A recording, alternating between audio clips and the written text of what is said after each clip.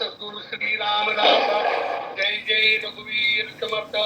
आता आजचं वाचन जे आहे ते प्राचार्य श्री सुधाकरराव क्षीरसागर संगमनेर म्हणजे आपले श्रीमान राजू क्षीरसागर यांचे ज्येष्ठ बंधू हे करणार आहेत आणि निरूपण जे आहेत ते रत्नाकर काका अकोला हे पण करणार आहेत. तर त्यांचा आधी मी परिचय थोडक्यामध्ये देतो रत्नाकर काकांचा.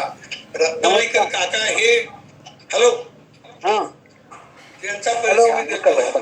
ते मूळचे अकोल्याचे आहेत. अकोल्याला वास्तव्य अकोला म्हणजे विदर्भ अकोला आणि ते ज्यांनी समर्थांनी जे जे ठिकाणी मठ स्थापन केले त्या मठाच्या ठिकाणी त्यांचा अभ्यास चाललेला आहे बऱ्याच वर्षाचा. मठाधिपती कोण आहेत आणि मठाधिपती कोण आहेत त्या ठिकाणी त्यांनी जाऊन वास्तव्य केलेलं आहे. तिथं व्यासंग केलेलं आहे, उपासना केलेली आहे आणि अशा या मठाच्या बाबतीमध्ये त्यांचं ते अभ्यास पण चालू आहे. ते निरूपण पण छान करतात. तर अशा या वेळेला मी सुधाकर बंद क्षीरसागर प्राचार्य यांना विनंती करतो की त्यांनी दशक 10 समाज निरूपण करावं. जय जय रघुवीर समर्थ. इथे गेले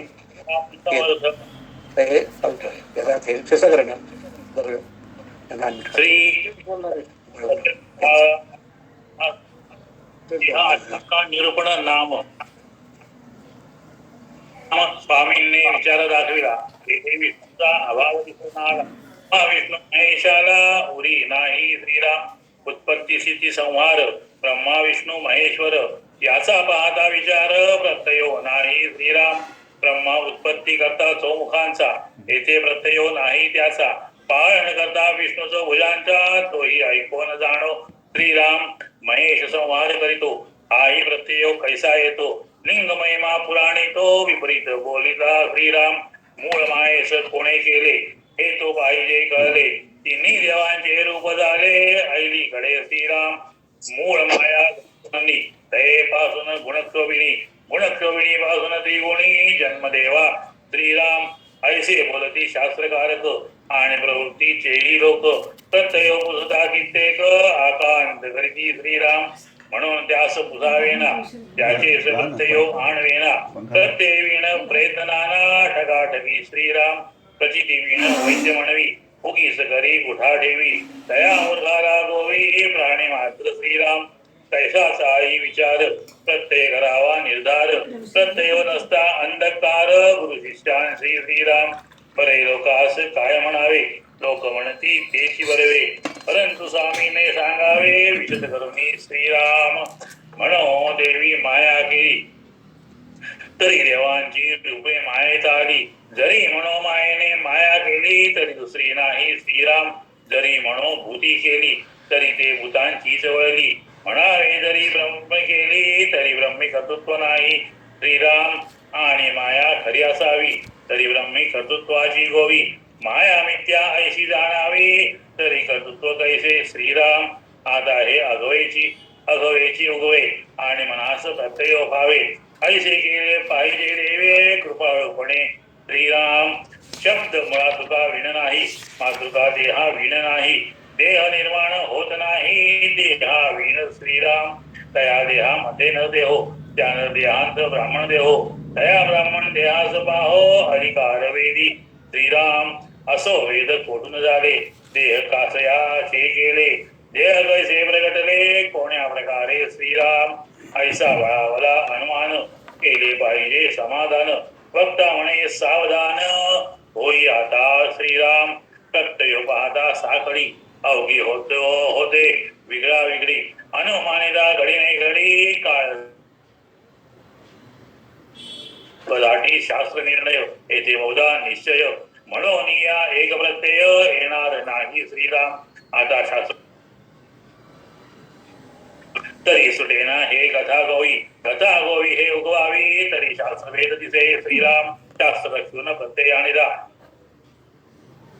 गुण सिद्धांत पाहिला शहाणा मूर्ख समजाविला एका वचने श्रीराम शास्त्री पूर्वपक्ष बोलिला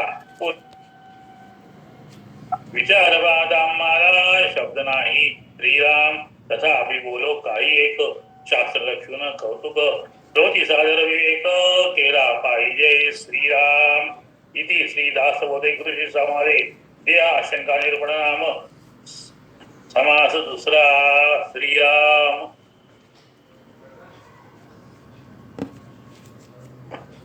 छान झालं सर, सुरेख झालं. अगदी वाचन उत्तम झालेलं आहे. आणि आता श्री रत्नाळीकर काका जे आहेत तर ते समर्थ स्थापित जे मठ ज्यांनी जिथे जिथे आहे त्याचा व्यवस्थित अभ्यास ते करतात अनेक दिवसांपासून अनेक वर्षांपासून. आणि त्यांचं मूळ आता वास्तव्य जे आहे ते अकोल्याला आहे विदर्भामध्ये. तर त्यांना मी आता विनंती करतो की त्यांनी त्यांच्या निरूपणाला सुरुवात करावी. जय जय रघुवीर समर्थ.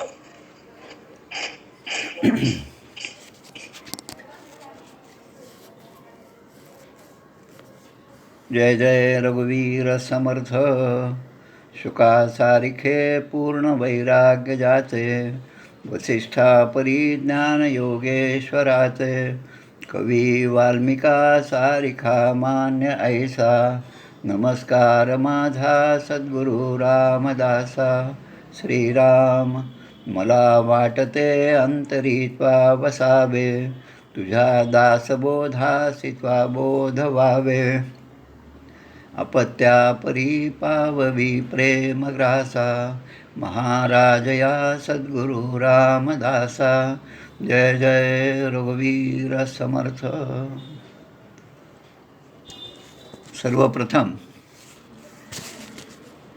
आपल्या सर्वांचे आभार मानतो. आता मला जरी काका म्हणलं तरी ते सगळे काकाच आहेत आणि आपापल्या घरी आजोबा पण आहेत. सगळी श्रेष्ठ मंडळी या ठिकाणी जमलेली आहेत आणि आपला हा उपक्रम जो आहे तो सुद्धा मला खूप आवडला. दर रोज एका समासाचं वाचन आणि त्यानंतर त्या समासाचं निरूपण असं करत करत आपण आता दासबोधाचा मध्य पण ओलांडलेला आहे. 10व्या दशकामध्ये आपण आलेलो आहोत. 10वा दशक जो आहे त्याचं नावच जगज्योती असं नाव आहे. जगज्योती. जगज्योती म्हणजे ज्योती जशी असते, ज्योत जशी असते ती एका ठिकाणी असून ती सगळ्या जगाला जशी प्रकाशित करते त्याप्रमाणे या सगळ्या जगाला प्रकाशित करणारा जो आहे, जे परब्रह्मतत्व आहे त्याची ओळख या जगज्योती नावाच्या समासामध्ये केलेली आहे की जगामध्ये तीच एक कार्य करत आहे आणि तिला आपल्या अध्यात्माच्या भाषेमध्ये हिरण्यगर्भ असे म्हणलेले आहे. पिंड ब्रह्मांड हे जे आहेत, जसं पिंडी ते ब्रह्मांडी आपण म्हणतो तसं या पिंडामधली तत्त्व ब्रह्मांडातली तत्त्व यामध्ये साम्य आहे. शेवटी पण या दोघांचा जेव्हा प्रलय होतो त्यानंतर मात्र देह आणि आपलं हे विश्व हे जसं आहे की ते क्षणाक्षणाला बदलत जातं, क्षणाक्षणाला नाश पावतं, क्षणाला पुन्हा निर्मिती होती आणि म्हणून ते विकारी आहे आणि सतत बदलत जातं. आपल्या शरीरातले हजारो पेशी बदलत जातात पण त्यामधलं अंतिम सत्य जे आहे तो मात्र परमेश्वराचा अंश आहे, ज्याला आपण आपल्या भाषेमध्ये आत्मा असं म्हणतो. म्हणून आत्मा, परमात्मा आणि हे जग या 3 गोष्टी आपल्या लक्षात आला की मग त्या भगवंताची आठवण, कारण ही माया अशी आहे की ती आपल्याला गुरफटून टाकते. म्हणून माया म्हणजे आपल्या स्वरूपाचा विसर आहे. पण ब्रह्म म्हटलं म्हणजे आपल्या स्वरूपाची आठवण आहे, ब्रह्मस्वरूप. तर आपलं जे आपण जितका आपण स्वरूपाची आठवण ठेवू तितके आपण पुण्यवान आणि जितका आपल्याला जेव्हा जेव्हा विसर होईल तेव्हा तेव्हा तो मायेचा प्रभाव आहे असं आपण जाणावं. आता या ठिकाणी पहिला समास कालच झाला असेल आपला अंतःकरण एक. तर या अंतःकरण एकामध्ये आपण पाहिलं की सगळ्या जीवमात्रांच्या ठिकाणी अंतःकरण म्हणून जी काही वस्तू आहे, जी काही आहे परमेश्वराचा अंश, तो मात्र सगळीकडे एक आहे. आता सगळं प्रश्नोत्तराच्या निमित्तानेच हा दासबोध हा जो आहे तो गुरुशिष्यांचा संवाद येथ बोलिला विशद भक्तिमार्ग. आणि म्हणून एक एक शंका येतात की जर अंतःकरण सगळ्यांचे एक असेल तर एक दुःखी दिसतो आपल्याला, एखादा सुखी दिसतो, एक जो आहे की खूप काही श्रीमंतीमध्ये आहे, दुसरा खूप गरीब आहे. तर हा जो फरक आहे हा फरक कशामुळे आहे असा प्रश्न विचारला जातो. पण समर्थ आपल्याला सांगतात किडामुंगीपासून अत्यंत अगदी सगळ्यात मोठं श्रेष्ठ असं ब्रह्मादिक देवता जे आहेत त्यासुद्धा या ठिकाणी त्यांच्या ठिकाणी सुद्धा हेच अंतःकरण आहे. म्हणून आपल्या मनामध्ये आपल्या शरीरामध्ये आपल्याला जी जाणीव असते की मी आहे, अंधारामध्ये आपण असताना सांगतो की इथं मला काही दिसत नाही पण मी आहे, ही जे मी आहे त्याला आपण अंतःकरण म्हणतो. जाणीव म्हणजे अंतःकरण आणि अंतःकरण हा विष्णूचा अंश आहे.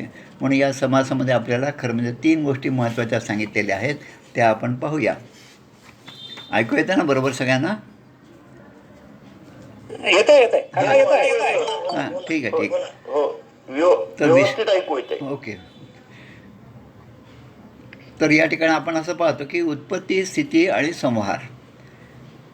काहीतरी नवीनची निर्मिती होते. जी निर्मिती आपण करतो ती निर्मिती त्या क्षणी निर्माण होते. काही काळ ते चालते आणि काही काळानंतर ते भंग पावते. पण ब्रह्मा, विष्णू आणि महेश या ज्या 3 देवता महत्त्वाच्या आहेत, generation, organisation and destruction, God, हे जे आहेत तर त्या ब्रह्मदेवाचं रूप सांगितलं आहे या ठिकाणी सुरुवातीला. ब्रह्मा म्हणजे कसा की चतुर्मुख, चौमुखाचा ब्रह्मा, आणि विष्णू जो आहे तो पालनकर्ता आहे, चतुर्भुजाचा आहे, चौभुजांचा आहे, आणि महेश हे जे आहे ही देवता जी आहे ती सगळी या ठिकाणच्या या संसारामध्ये जे काही गोष्टी आहेत त्या सगळ्यांचा संहार करण्याचं कार्य ते करत असतात. एखाद्या ऑफिसमध्ये जसं प्रत्येक डिपार्टमेंट वाटून दिलेलं असतं तसं हे परब्रह्माने ह्या 3 गोष्टी या 3 देवतांना वाटून दिल्या. आणि खरं म्हणजे मूळ परब्रह्म जे आहे ते मात्र वेगळंच राहिलं, ते नामानिराळं राहिलं, पण त्याच्या सत्तेने हे सगळं चालतं. जसं भारताचे माननीय राष्ट्राध्यक्ष आपले रामनाथजी कोविंद हे जसे आहेत, सगळे व्यवहार त्यांच्या नावाने चालतात, पण आपल्याला ते फार कमी दिसतात, पण व्यवहार ते करतात. आणि हे व्यवहार करत असताना त्यांच्या वतीने सगळे सरकार चालतात, त्यांच्या वतीने राज्य सरकार, त्यांच्या वतीने केंद्र सरकार, पण ते कधीकधी आपल्याला दृष्टीस पडतात. पण जे आपल्याला दृष्टीस पडतात त्यांच्या मागे सत्ता जी आहे ती त्या राष्ट्रपतींचीच असते. हे जसं आहे तसं या भगवंताची सत्ता सगळीकडे आहे. ती सत्ता वेगवेगळ्या रूपाने आपल्यासमोर प्रगट होत असते. आणि आता काही काही शंका आहेत या ठिकाणी की जर अंतःकरण सगळं एक असेल तर मग हे सगळ्यांच्या मनामधली विचार मला का नाही कळत, माझ्या मनातलं मलाच कळत नाही तर मी दुसऱ्यांच्या मनातलं कसं समजावून घेऊ, असा सुद्धा प्रश्न येतो. मग मूळ प्रश्न या ठिकाणी जो आहे की मूळ मायेचं कोणी केले, ही मूळ माया काय आहे, कारण ही सगळी आध्यात्मिक संकल्पना आहे.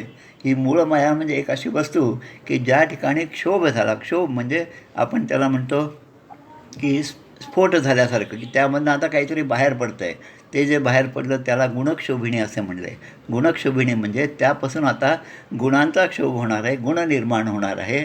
म्हणून प्रत्यक्ष मूळ माया जी आहे, मूळ मायाचे कोणी केले, ही मूळ माया कोणी निर्माण केली, असा जो म्हणजे करी सुख संवाद जो उगमाचा, जगी धन्य तो दास सर्वोत्तमाचा. म्हणजे उगम जो आहे आपल्या सर्वांचा उगम, या सृष्टीचा उगम कोणापासून झाला याचा जो विचार करतो तो खरा म्हणजे भगवंताचा उत्तम असा दास आहे असं समर्थ आपल्याला सांगतात.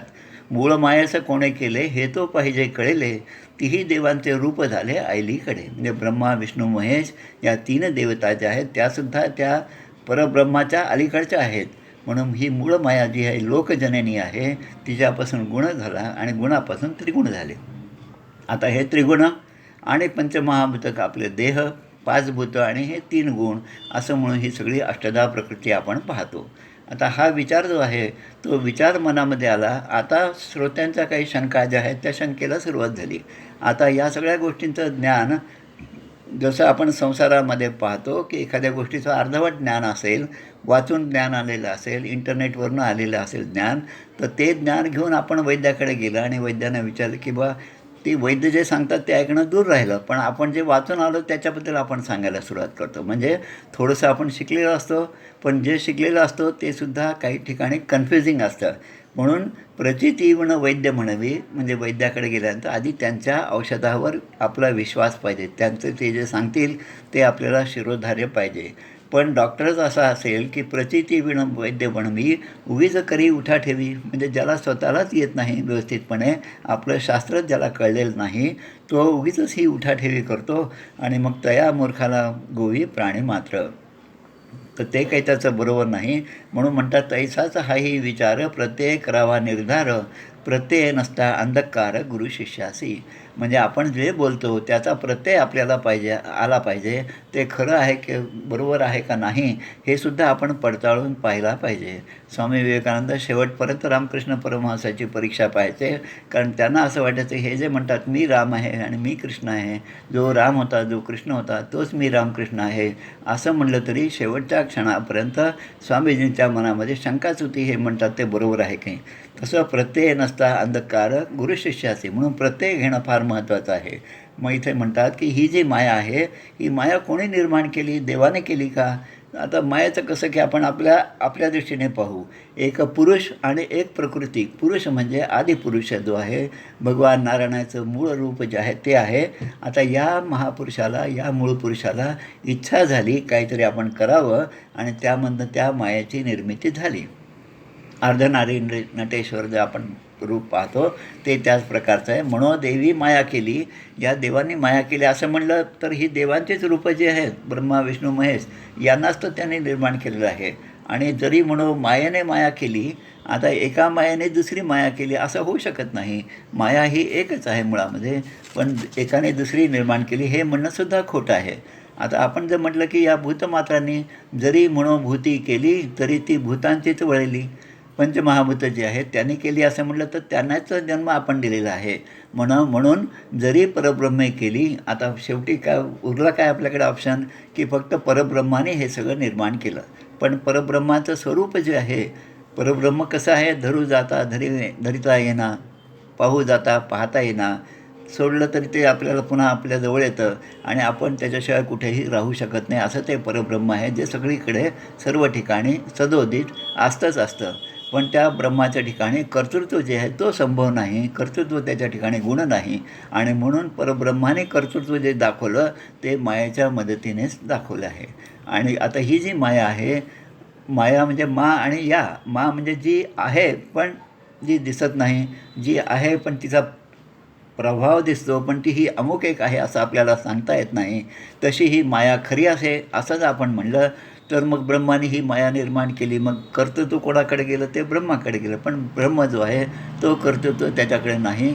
म्हणून माया मिथ्या ऐसी जाणावी तरी कर्तृत्व काहीचे. आता आपल्या अजून शंका याच्यामध्ये, या दोन्ही, या पहिल्या या दुसऱ्या समासामध्ये आणि तिसऱ्यामध्ये त्या शंकेचा शोध घेतलेला आहे. आपली शंका बरोबर आहे की नाही.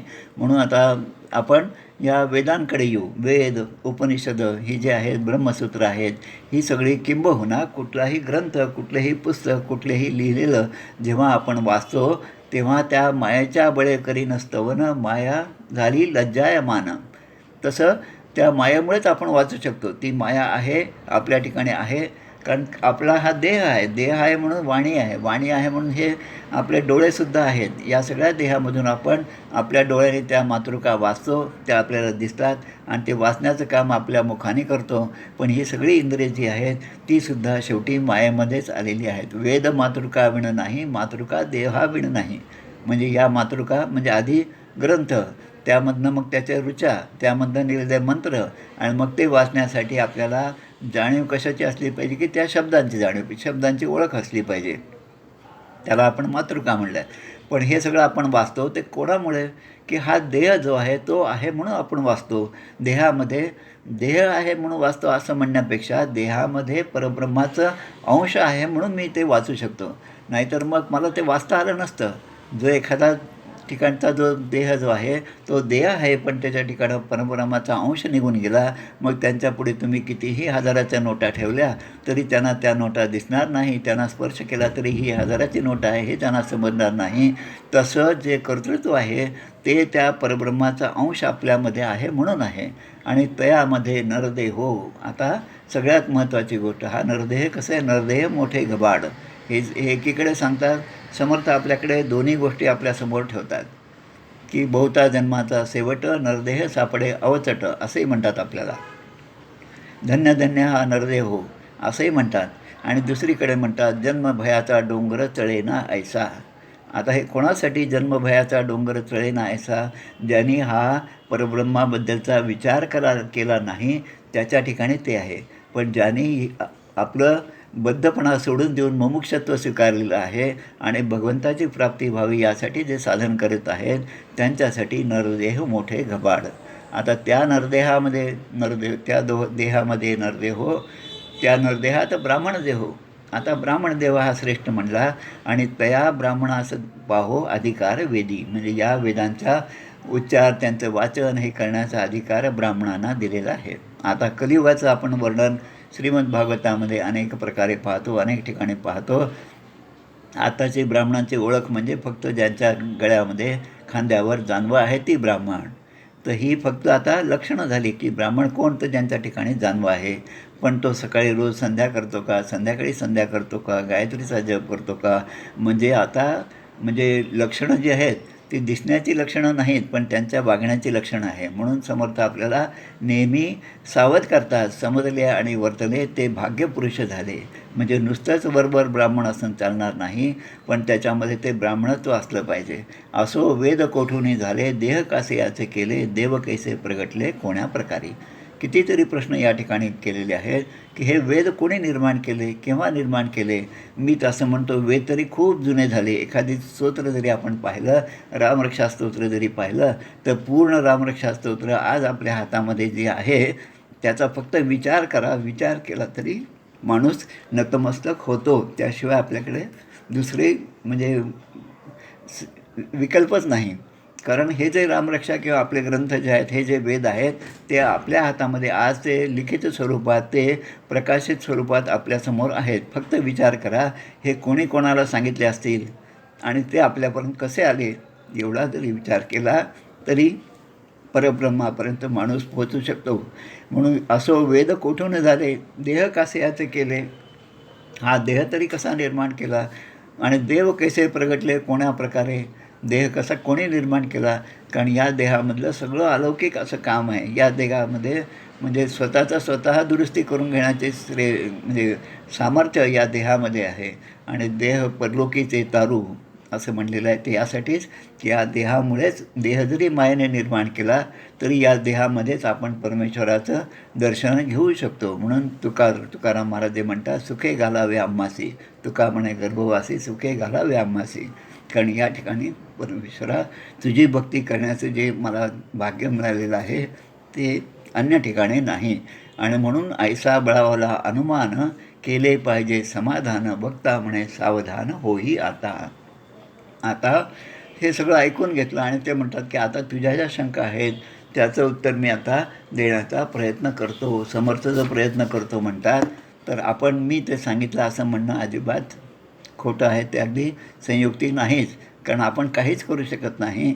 जोपर्यंत ते परब्रह्म आपल्यामध्ये आहे तोपर्यंतच आपण सगळं काही करू शकतो. आणि म्हणून आपल्याला जे नेहमी सांगितलं की शंकराचार्यांचं जे आहे साधना पंचकम, त्यामध्ये ते म्हणतात वेदो नित्यमधीयताम अनुदिनम, म्हणजे नेहमी साधकाने वेदांचा अभ्यास केला पाहिजे. वेद उपनिषद हे सगळ्यांचा अभ्यास केला पाहिजे. आता वेद समजण्यास अवघड आहेत, पण सगळ्यात सोपं तर काय आहे, वेदांतेचे गुह्य शास्त्रांचे जे सारं, प्राकृत शब्दा माझे केला विस्तार.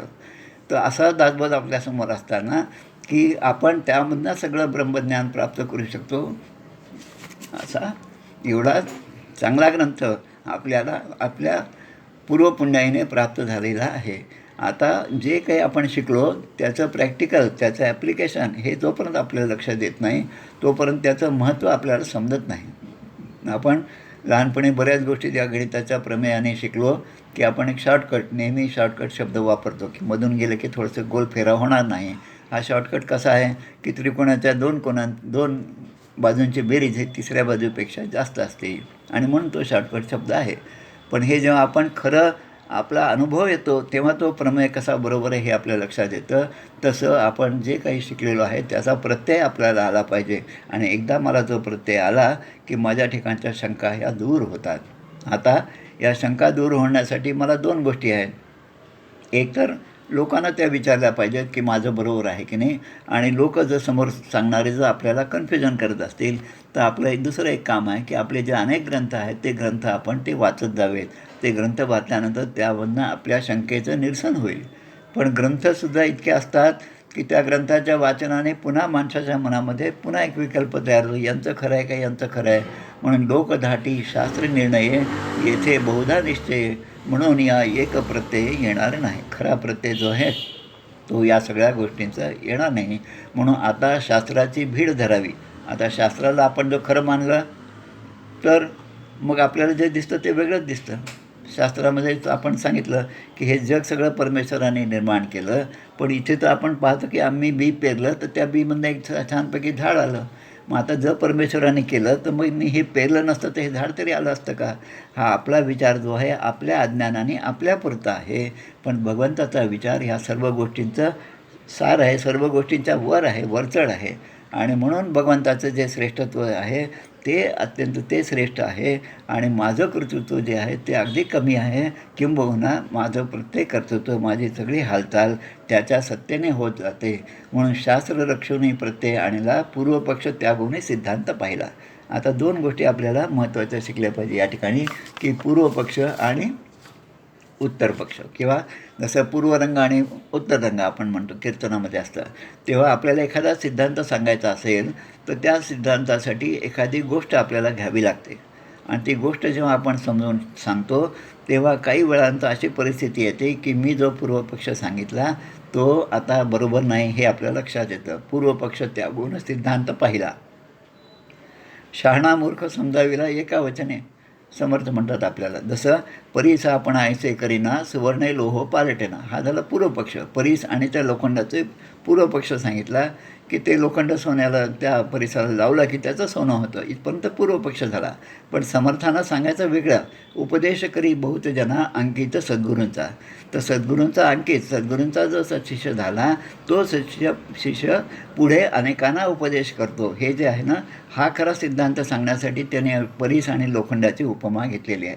म्हणून शास्त्रीचं पूर्वपक्ष बोलीला पूर्वपक्ष म्हणावे लटक्याला. म्हणून आपल्या सद्गुरू स्तवरामध्ये जेवढ्या म्हणून उपमा दिलेल्या आहेत त्या पूर्वपक्षाच्या आहेत आणि त्या सगळ्या खोट्या ठरतात. आणि सद्गुरू रूप ते निश्चळ जाणारं नाही, हा खरा सिद्धांत त्यांना सांगायचा होता. म्हणून विचार पाहता आम्हाला शब्द नाही. म्हणजे असा समर्थांचा विचार आपण जर अशा प्रत्येक सूक्ष्म दृष्टीने आपण करत गेला तर आपल्याला लक्षात येतं की या ठिकाणी माझं जे आत्तापर्यंत मी समजत होतो ते खोटं आहे, पण परब्रह्माची जी सत्ता आहे तीच सत्ता या ठिकाणी श्रेष्ठ अशी सत्ता आहे. कारण आपले प्रत्यक्ष अनुभव जे आहेत की नरदेह हा खरं म्हणजे उत्तम देह आहे, पण या नरदेहामध्ये ब्राह्मण देह आहे. की मग ब्राह्मण देह म्हटलं की मग पुन्हा त्याच्यावरचे पुन्हा त्यांचे गुण, ब्राह्मण, क्षत्रिय, वैश्य, शूद्र ह्या सगळ्यांचे जे गुण आहेत त्यांच्या ठिकाणचे हे ज्ञानेश्वरीमध्ये फार सुंदर सांगितलेले आहेत. सगळ्यात जास्त जबाबदारी ब्राह्मणांवर आहे.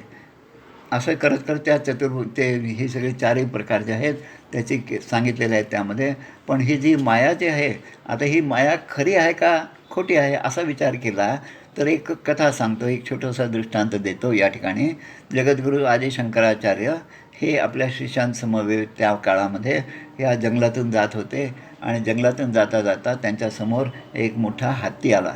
आता हत्ती आल्याबरोबर बाकीची जी शिष्यमंडळी होती त्याने त्या हत्तीला पाहिलं आणि लगेच आपला जीव वाचवण्यासाठी ते सगळे आपापल्या एका झाडावर चढून बसले.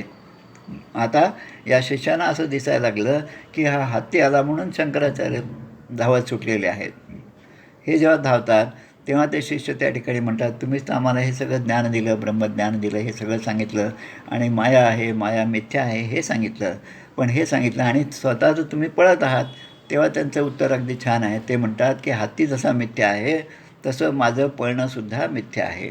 म्हणजे ज्यांना हे ब्रह्मज्ञान झालेलं आहे, जे सत्पुरुष आहेत, साधू संत आहेत, ज्यांच्या ठिकाणी जे स्वरूपामध्ये स्थिर आहेत ते आपल्याला दिसतात आपल्यासारखे, तुमच्या आमच्यासारखे, आणि ती त्यांची अंतस्थिती जी आहे ती सांभाळून ते आपल्यासारखे जगामध्ये वावरताना आपल्याला दिसतात. ते सुद्धा भीतीने पळतात असं दिसतं. आणि म्हणून साधू संतांचे जे चरित्र आहेत त्याला आपण लीला चरित्र म्हणतो, लीला प्रसंग म्हणतो. त्यामधले नाना प्रसंग जे आहेत ते लीला म्हणजे एक नाटक म्हणून त्यांनी केलेलं आहे. त्यांचा उपदेश जो आहे तो आपल्याला ते लक्षात यावं, ही माया कशी आहे, माया कशी आपल्याला बांधून ठेवती हे सांगण्यासाठी तो सगळा त्यांचा उपदेश आहे. आणि म्हणून या ठिकाणी आपल्याला अजून एक महत्त्वाची गोष्ट आहे की ही जी माया आहे त्या मायेबद्दल खरं म्हणजे आपल्या आत्माराम या ग्रंथामध्ये खूप काही गोष्टी दिलेल्या आहेत आत्मारामामध्ये. आत्माराम जो समर्थांचा ग्रंथ आहे त्यामधला दुसरा समास जो आहे तो मायेचा आहे. कारण या ठिकाणी मायाच आहे. माया खरी असावी तरी ब्रह्मी कर्तृत्वाची गोवी, माया मिथ्या ऐसी जाणावी तरी कर्तृत्व कैसे. म्हणून त्या आत्माराम ग्रंथामध्ये समर्थ सांगतात आपल्याला की अहम ऐसे जे स्फुरण तेची मायेचे लक्षणं, ते मायेपासून त्रिगुण आणि गुणापासूनही भूते. एक माया दो ठाई वाटली, प्रकृती आणि पुरुष झाली. तीच माया प्रकृती आणि पुरुष झाली. जैसी दो दिवसांची बोली एकची परवा. 2 दिवस त्याचं नाव दोघांचं एकच आहे, परवा. म्हणजे काल परवा आणि उद्या परवा. गुजराती भाषेमध्ये थोडंसं हे कन्फ्युजन दूर केलेलं आहे गुजराती भाषेने. गईकाले म्हणतात आणि आवतीकाले म्हणतात. आवतीकाले म्हणजे येणारा, गईकाले म्हणजे काल परवा झालेला. तसं आत्मा, ब्रह्म आणि स्वरूप हेही मायेचेचे रूप. आता आणि आत्मा आणि ब्रह्म हेही मायेचेचे रूप. सकळ माया ऐसेही म्हणता आणि झालीच नाही ऐसेही सांगता, तरी म्या काय करावे आता सांगा स्वामी. म्हणजे आत्माराम ग्रंथ असो, समर्थांचे कोणतीही रचना असो, त्यामध्ये गुरुशिष्यांचा संवाद रूपाने सगळे वर्णन केलेलं आहे. माया सगळी आहे असं म्हणतात आणि दुसरीकडे म्हणतात ही झालीच नाही म्हणतात. माया जी नाही तिला माया असं म्हणतात. आता हे अशा दोन्ही गोष्टी आमच्यासमोर ठेवले, तरी म्या काय करावे आता सांगा स्वामी. आणि पुढे म्हणतात माया योग्यांची माऊली, जेथील तेथे नेऊन घाली, कृपाळूपणे नाथिली आपण होये. म्हणजे आपल्यावर कृपा करते हीच माया, की आपल्याला परब्रह्माच्या स्वरूपामध्ये घेऊन जाण्यासाठी याच मायेचा उपयोग होतो. म्हणजे माया जे आहे ते बंधनसुद्धा आहे आणि माया हे जे आहे मुक्तीचंसुद्धा कारण आहे. अशा प्रकारे आपण जे पाहिलं की शास्त्री पूर्वपक्ष बोलीला, पूर्वपक्ष म्हणजे म्हणावे लटक्याला, विचार पाहता आम्हाला शब्द नाही, तथापि बोलो काही एक शास्त्र रक्षून कौतुक. आता शेवटी जेव्हा बोलायचं तेव्हा आपली मतं जी आहेत, निरनिळ्या ग्रंथांची मतं जी आहेत, ती जर त्यामध्ये काही म्हणजे ताळमेळ नाही असं आपल्याला वाटत असेल, तर आपण श्रुतीशिरोर वाक्यम समुच्चार्यताम, म्हणजे श्रुतींनी म्हणलेलं जे आहे तेच प्रामाण्य आहे असं धरायचं. आणि म्हणून ते म्हणतात शास्त्र रक्षुनी कौतुक, शास्त्रांचे रक्षण केलं पाहिजे. आणि शास्त्रीचं पूर्वपक्ष बोलीला, पूर्वपक्ष म्हणावे लटक्याला. आणि विचार पाहता आम्हाला शब्दाची नाही, आम्हाला शब्दाची नाही म्हणजे आमच्या बोलण्याला काही कमीपणा येणार नाही. म्हणजे कारण शास्त्राला आपण प्रमाण मानलं पाहिजे. म्हणून तस्मात शास्त्रम प्रमाणंते कार्याकार्य व्यवस्थित हो.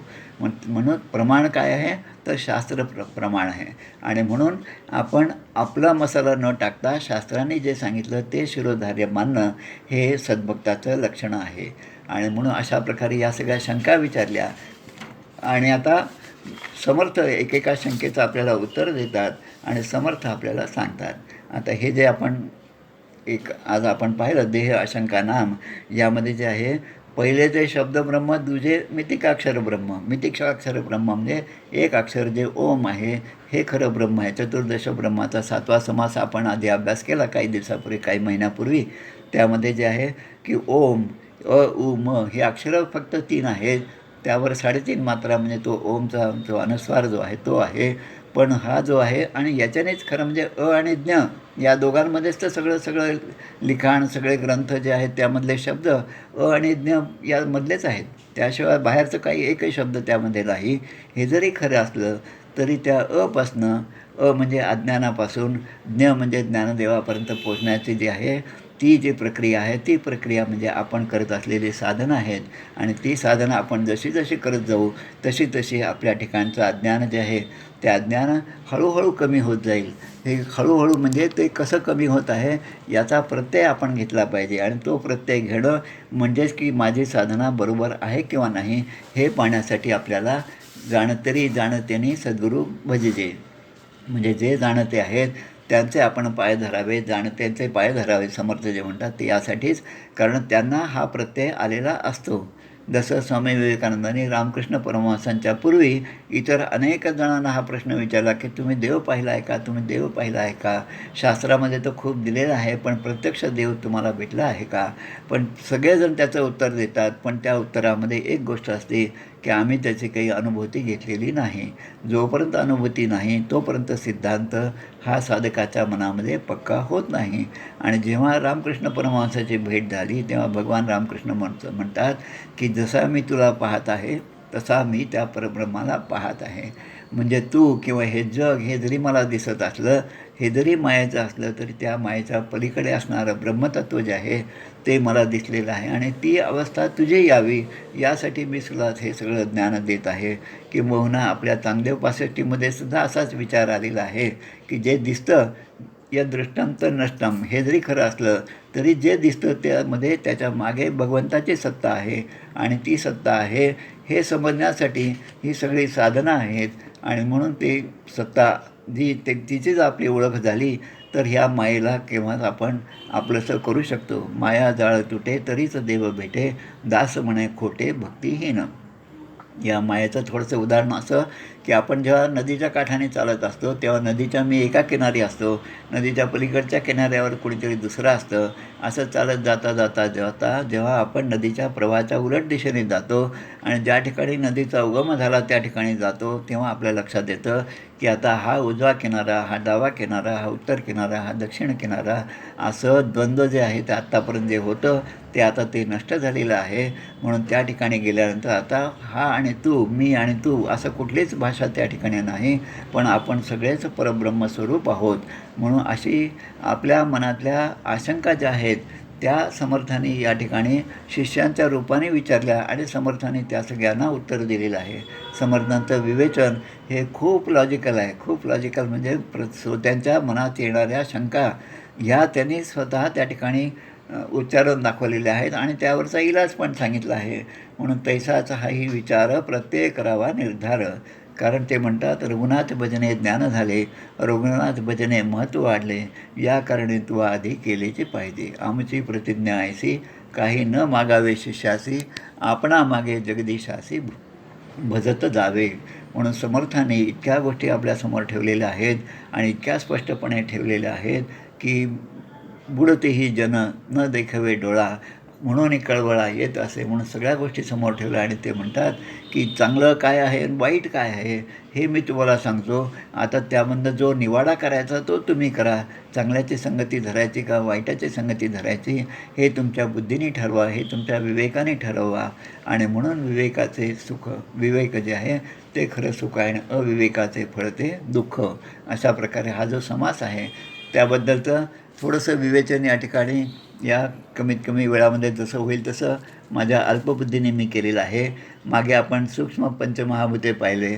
आमचे आदरणीय श्री दुर्गाप्रसाद स्वामी हे सुद्धा आपल्या ठिकाणी आलेले होते, मला समजलं. आणि त्या दोघांच्या नंतर आता हा माझा क्रम या ठिकाणी हे थोडेसे माझे मनातले विचार सांगण्यासाठी आलेला आहे. आणि म्हणून मी आपल्या सगळ्यांच्या ठिकाणी अत्यंत नम्रतेने नमस्कार करतो. आणि या ठिकाणचे माया, वेद, देह हे कोणी केले आणि त्याचा प्रत्यय आणि त्याचा शास्त्राचा आधार काय आहे या सगळ्याचं विवेचन जे आहे ते आपण या ठिकाणी थोडक्यामध्ये केले आहे, अगदी थोडक्यामध्ये केले आहे. कारण काय सगळं सांगणं हे एक तर शक्य नाही, दुसरी म्हणजे माझी ताकद नाही. मला जेवढं सद्गुरूंनी सांगितलं त्याप्रमाणे मी या ठिकाणी विवेचन केलं. आपण हे ते इतक्या छान शांततेने ऐकून घेतलं याबद्दल आपल्या सगळ्यांचे मी आभार मानतो. दुसरं पुन्हा एक कार्यक्रम असल्यामुळे थोडंसे मी लवकरच या ठिकाणी संपवलेलं आहे. आणि आपली ही जी सेवा आहे ती मी समर्थांच्या चरणी अर्पण करतो. आपल्या संगमनेरमधील सगळे वृद्ध वयोवृद्ध जी आज या ठिकाणी उपस्थित आहेत आणि बाहेरगावाहूनसुद्धा जे या ठिकाणी मुद्दाम म्हणून आलेले आहेत त्या सगळ्यांच्या चरणी साष्टांग नमस्कार करतो. संगमनेर गावाची थोडीशी ओळख मला होती. पुण्याहून आम्ही जेव्हा आपलं नाशिक टाकळीहून जेव्हा पदयात्रेमध्ये आम्ही गेलो तेव्हा संगमनेर गावावरून गेलो. त्या ठिकाणी काय 5-10 मिनटं गावामध्ये कोणी तसं ओळखीचं नव्हतं. पण आता संगमनेरमध्ये आल्यानंतर आपल्या सगळ्यांच्या भेटी होणार याचा एक वेगळा आनंद माझ्या ठिकाणी आहे. आणि तो आनंद आपण मला या ठिकाणी बोलवल्याबद्दल आणि त्यामधून तो आनंद मला आज मिळत आहे. तोच आनंद प्रत्यक्षामध्ये केव्हा तरी हे कोरोना संपल्यावर तो प्रत्यक्ष आपल्या भेटी होतील आणि प्रत्यक्ष सहवास घडल्यानंतर मग पुन्हा आपण अशाच प्रकारचं चांगलं चिंतन करूया. असं एवढंसं बोलून मी या ठिकाणी थांबतो. मला असं वाटतं थोडासा वेळ कमी राहिला, म्हणजे अजून एक 10 मिनटं आहेत तशी, पण थांबायला काही हरकत नाही कारण दुसरं पुन्हा व्यवधान आहे, दुसरं पुन्हा मला एक कार्यक्रम आहे. म्हणून या ठिकाणी मी थांबतो. आपण जे वाचन केलं ते पण वाचन खूप छान असं केलेलं आहे. मला वाटतं काय क्षीरसागर आहेत त्यांनी वाचन केलं. अशोक काका जे आहेत त्यांनी या ठिकाणी मला बोलावलं, त्यांचेसुद्धा आभार मानतो. आमचे सुधीर बुवा जे आहेत रामदासी निलंगा मठाचे, त्यांनी ही नावं काही सुचवली होती, त्यामुळे त्यांचे पण आभार मानतो.